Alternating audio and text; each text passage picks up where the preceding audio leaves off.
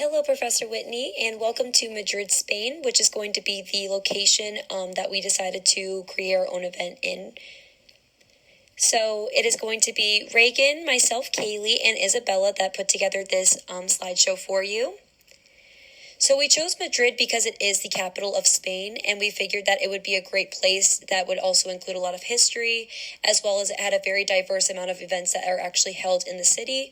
Plus, it does have a lot of other attributes, like the economic system is very good over there, and Madrid is actually a very wealthy area. So we chose this location based on the fact that it is a very good infrastructure for events themselves. When Madrid is out of breath, there are no doubts. We put team rivalry aside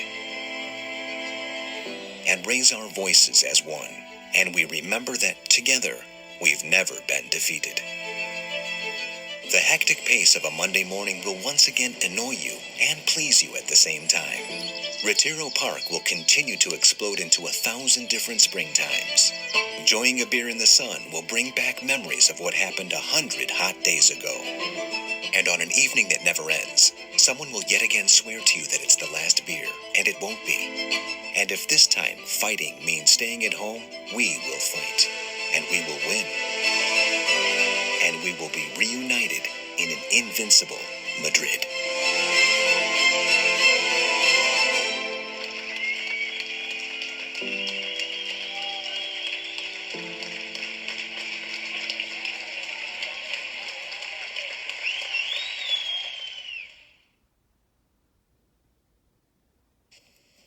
So starting with Madrid's visitors, Madrid actually ranks number 2 as one of the most visited cities in the world. The international poll is pretty strong, as the amount neared 83.7 million for 2019, which is the highest numbers that Madrid has seen yet. The majority of the visitors for last year came from Asia and the United States. However, the closer proximity countries of Germany and Britain used to be the core of who came to visit. So starting with Madrid's demand, we identified 3 different sectors as the main demand forces. So that would be sports, leisure, and government. So starting with sports, we have Real Madrid, which is the Spanish football club that was established in 1902. It attracts a lot of sporting event tourism, and this club was actually named the FIFA Club of the 20th century. Next, we have the Prado Museum. This was known as the Royal Museum of Painting and Sculpture when it first opened, and it has been open to the public since 1819. So next we have shopping and eating, and there are 10 different markets that include shops, flea markets, stalls of local produce, and locally made clothing that are located all around the city. And heading down to government, we do have the Palacio de las Cortes, and this is where the Spanish Congress of Deputies meet. So next is going to be Madrid supply. So this includes the convention centers, sporting venues, entertainment venues, and festivals. So starting up at the convention centers, this is where you're going to find your large conferences held. Second is going to be the sporting venues. So not only do they have the Real Madrid soccer team, but they also do have a bullfighting arena, which is hugely popular for entertainment over there. The entertainment venues obviously are going to be your ones that hold the large concerts that come to town. And then your festivals that you have over there that are extremely popular are going to be Mad Cool Festival, which includes big American names as well as international names from all over the country. Mula Fest is going to be a country and freestyle type event, and this one's a little unique because it does include a bunch of different artistic outlets as well, including tattoos and breakdancing. So my group mates and I decided that Madrid is going to be more supply driven, as it is such a highly populated city, and it's also a very wealthy area. The demand is higher over there, so creating the supply is more successful. Also, there's a overall higher number of people to cater to between the tourists that come and visit and the locals, because it is the capital of Spain. So the DMO for Madrid is going to be Turismo Madrid.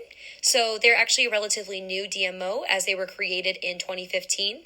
It is run by the city's council, the regional government, and the local tourism industry. It is aimed at the 8 Spanish and 30 foreign cities in markets such as the United States, the United Kingdom, France, Germany, and so on. So Madrid's DMO actually follows the bottom-up approach. So the DMO is run between a bunch of different outlets, but they all are working together. So there isn't that hierarchy. And this includes that the roles will seem like you have a higher role, but they're actually all contributing equally and helping to build the destination image of the site.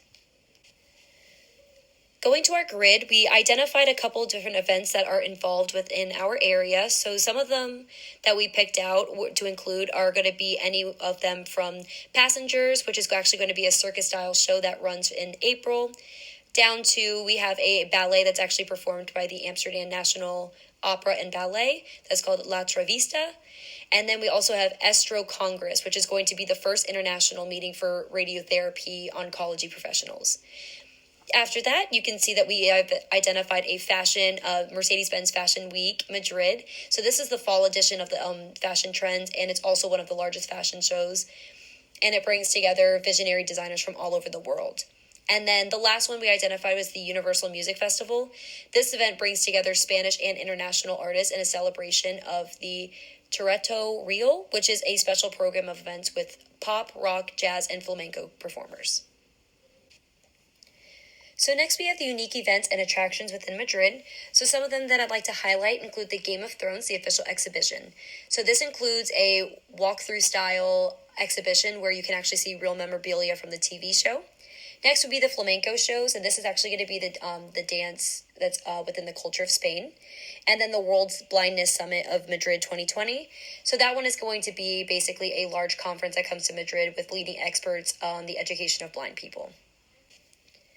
So the event that we've chosen to do is Music in Madrid. So we decided to do it within April because it is a high traffic time for the city. It's obviously going to be within Madrid at an outdoor venue. We decided that we wanted to bring together all genres of music. So whether that is, American style, folk music from Madrid, so have you, all come together in one place. Madrid is a very music-aimed city, and so bringing a festival where it has a bunch of different genres and a bunch of different people will really kind of integrate all music types and those people together. Next, we decided to do a competitive analysis to Music in Madrid. So some of the different events that we found that happened within the area that could compare to our event would be the Madrid World Music Festival. So this event brings together musical proposals that are each influenced by different traditions.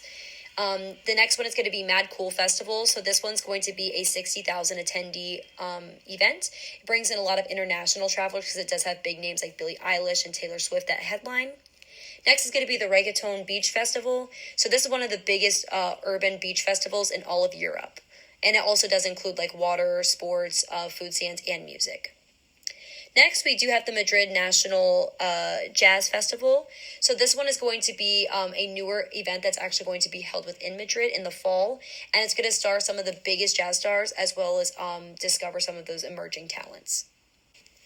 So some of the sustainability efforts that we have for Music in Madrid will include, for economic reasons, loading money onto wristbands to avoid any cash handling or card usage. So it'll actually just scan the barcode on the wristband and it will pay for whatever they're trying to pay for. Environmental, we will have free water bottle fill stations and you'll be able to bring in your own as well to cut down on plastic use. Food tokens for trash bag fill up, and then reusable cups to obviously cut down on that waste again. And then some socio-cultural things that we've done is we'll have a camping option so everyone can kind of like come in and meet one another and mingle in a different aspect and actually camp together. So going into the sustainability of Madrid, so some of the economic things we found was that tourism's at about 11%.